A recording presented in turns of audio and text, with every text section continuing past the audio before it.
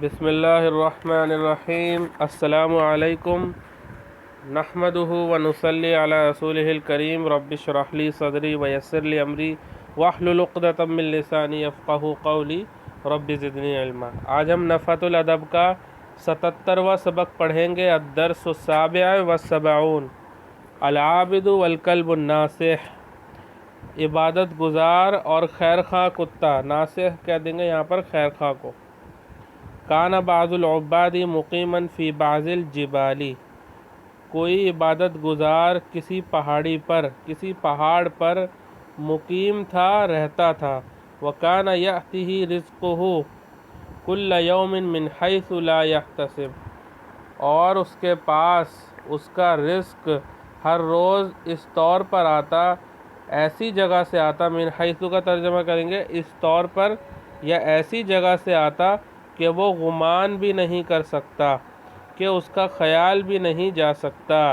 رغیف یسد بہ جوعہ ویشد صلبہ، ایک روٹی جو اس کی بھوک کو مٹاتی اور اس کی پیٹھ کو مضبوط کرتی، یعنی اس کو تقویت دیتی۔ فلم یأتہ یوما من الایام ذلک الرغیف فطوی لیلۃ ذلک، تو ایک دن وہ روٹی نہیں آئی۔ یوم من الایام، ایک دن، تو ایک دن وہ روٹی نہیں آئی۔ فطوی لیلۃ ذلک، تو وہ بھوک کی، تو اس رات وہ سخت بھوکا رہا، تو اس رات اسے بھوک کی شدت ہوئی۔ فطویہ، زیادہ بھوکا ہونا، طویہ کا ترجمہ ہوتا ہے طویہ یطویٰ طون، یعنی بھوک کی شدت ہونا۔ دیکھیے 3 نمبر حاشیے پہ، جاء جوعا شدیدا فلما اصبح زاد جوعہ، تو جب صبح ہوئی تو اس کی بھوک بڑھ گئی۔ وکان فی اسفل الجبل قریۃ سکانها نصارا، اور اس پہاڑ کے نیچے ایک بستی تھی جس کے باشندے، جس کے رہنے والے عیسائی تھے۔ نصارا نصرانی کی جمع ہے، یعنی عیسائی۔ فنزل العابد من الجبل یلتمس قوتا من القریۃ فوقف علی باب، تو عابد پہاڑ سے نیچے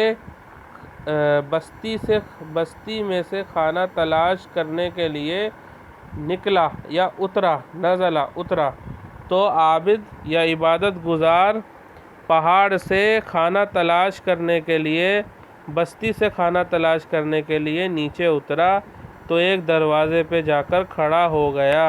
وَطَلَبَ طَعَامًا مِنْ أَهْلِهِ يَسُدُّ بِهِ جُوعَهُ فَدَفَعَ إِلَيْهِ رَبُّ الْمَنْزِلِ 3 رغیفۃ، رغیف کی جمع ارغفہ، یعنی روٹی۔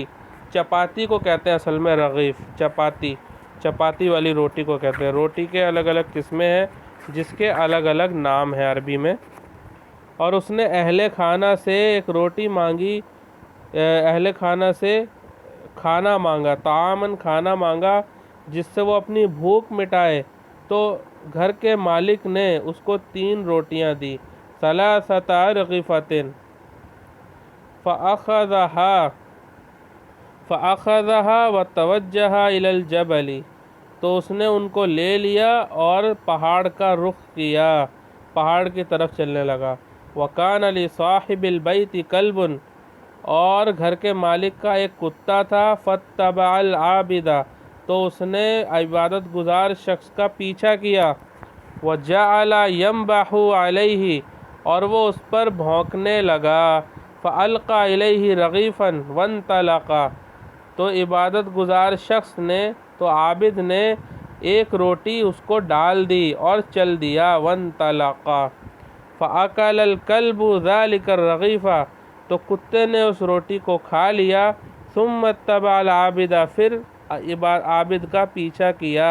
وَأَخَذَ يَنْبَحُ، اور وہ بھونکنے لگا۔ حَتَّى كَادَ أَن يَعْقِرَهُ، عَقَرَ يَعْقِرُ، کاٹ لینا۔ وَكَادَ أَن يَعْقِرَهُ کا مطلب ہوگا کاٹنے کے قریب ہو گیا، اور وہ عابد پر بھونکنے لگا یہاں تک کہ اس کو کاٹنے کے قریب ہو گیا۔ فَأَلْقَى إِلَيْهِ رَغِيفًا آخر، تو اس نے دوسری روٹی بھی ڈال دی. فَتَشَاغَلَ بِهِ، تو کتا اس روٹی میں مشغول ہو گیا، بزی ہو گیا. وَذَهَبَ الْعَابِدُ إِلَىٰ أَن تَوَسَّطَ الْجَبَلِ، توسط یا توسطو کا ترجمہ ہوتا ہے درمیان میں ہو جانا، اور عبادت گزار شخص پہاڑ کے درمیان میں ہو گیا، یعنی پہاڑی چڑھنے کے درمیان میں وہ پہنچ گیا. وَأَكَلَ الْكَلْبُ الرَّغِيفَ الْآخَرَ، اور کتے نے دوسری روٹی بھی کھا لی. وَاقْتَفَىٰ أَثَرَ الْعَابِدَ، اقتفا یقتفی کا ترجمہ ہوتا ہے قدموں کے نشانات پہ چلنا.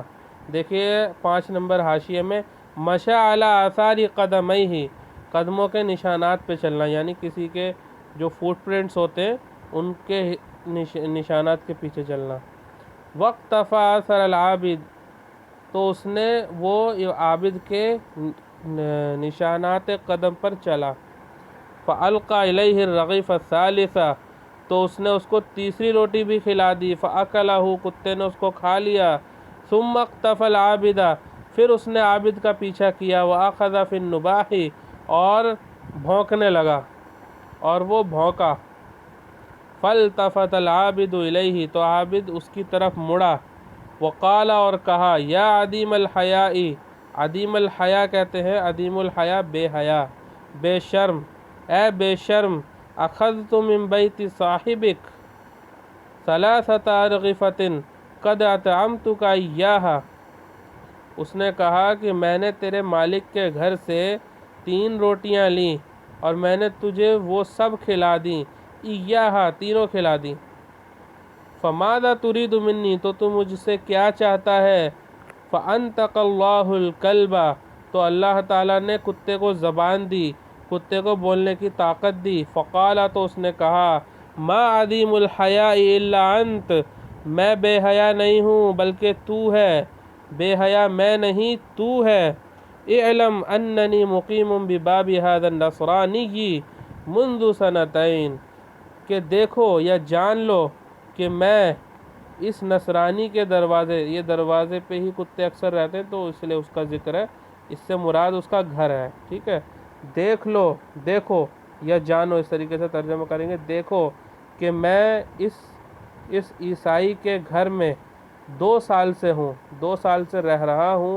وَرُبَّمَا أَطْوِي الْيَوْمَيْنِ وَالثَّلَاثَةَ بِلَا شَيْءٍ، اور کبھی کبھار اور بعض مرتبہ میں 2 دن اور 3 دن بنا کچھ کھائے بھوکا رہتا ہوں.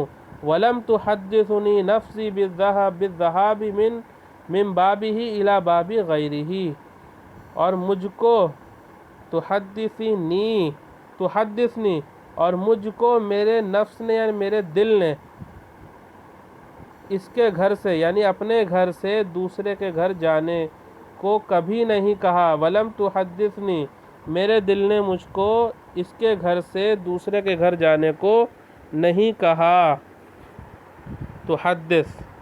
وَأَنْتَ قَدْ انْقَطَعَ قُوتَكَ يَوْمًا وَاحِدًا فَلَمْ تَصْبِرْ، اور تیرا رزق ایک دن منقطع ہو گیا تو تو نے صبر نہیں کیا، تو تجھ سے صبر نہیں ہوا.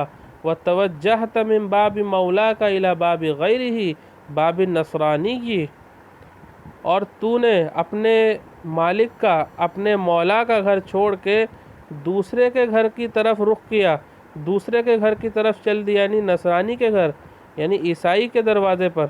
یعنی تو نے اپنے مولا کا در چھوڑ کے دوسرے کا در جو ہے اس کا رخ کیا، اس کا رخ اختیار کر لیا، یعنی ایک عیسائی کا گھر، عیسائی کا دروازہ. تطلب منہ قوتا، اس سے رزق، اس سے کھانا مانگنے کے لیے. فقل لی، تو تو مجھے بتا، فقل لی، تو تو مجھے بتا. اینا اقل حیاء، کہ ہم میں سے کون بے حیا ہے. اقل حیاء، اس کا ترجمہ بھی بے حیا کر لیں گے، یعنی حیا میں کم ہے، یعنی حیا کے اعتبار سے کم ہے. اینا اقل حیاء، کہ ہم میں سے کون بے حیا ہے. فخجل العابد، تو عابد کو شرم آئی، عابد کو شرمندگی محسوس ہوئی. خجل یخجل، شرمندہ ہونا، تو عابد شرمندہ ہوا. وندم علی فعلہ، اور اپنے اس کام پر اور اپنے کیے پر پچھتاوا ہوا، ندامت ہوئی، وَلَمْ يَعُدْ إِلَى ذَلِكَ، اور اس نے دوبارہ ایسا نہیں کیا۔ وآخر دعوانا ان الحمد للہ رب العالمین۔